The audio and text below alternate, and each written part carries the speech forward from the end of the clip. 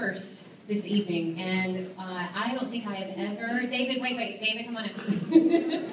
I have never, in all the years that I've taught, I've never played an entire concert with a student accompanist, and so this is the first time, and David is playing some incredibly difficult things. You're in for a treat tonight. A lot of my favorite choral pieces where the piano part is very, very difficult. So he is just doing an amazing job, and I feel like I'm working with a professional. We should give him a hand.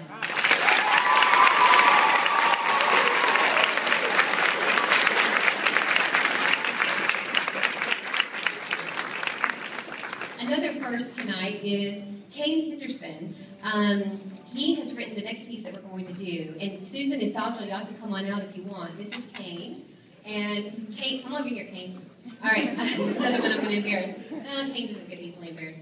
But Cain, we had some scheduling snafus, which will happen from time to time, and he's in the North Cobb Singers. And so he was not able to be in that class because he had to take Japanese 3, and it was only offered at that time. So he said, well, I can be an intermediate. And I said, well, the problem is we only have girls in intermediate. And he said, that's fine.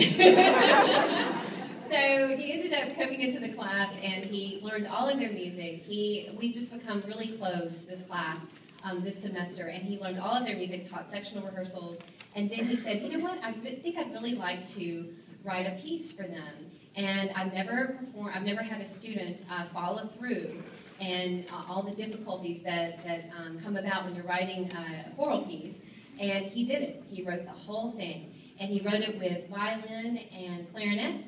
And he's learned a lot, I think, in composing. But it's the first time on a concert I've ever performed a student composition, and I'm really, really proud of him. And it's also a very difficult piece. And I think Intermediate have done a fabulous job in putting this together. He's going to tell you a little bit about the piece before we perform it.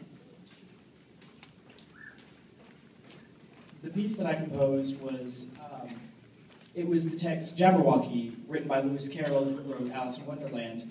And I don't know, it just came to me one day, I heard a version of it, and it sounded god-awful, and I felt challenged to create something that I thought better suited it, because I began to make another piece.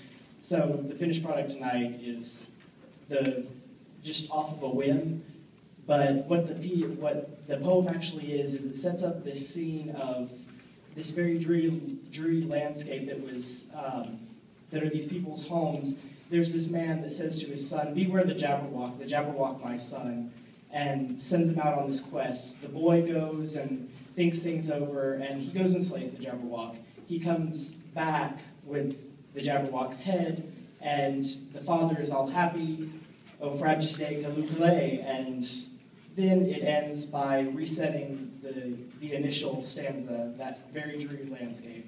So, without further ado, Jabberwocky.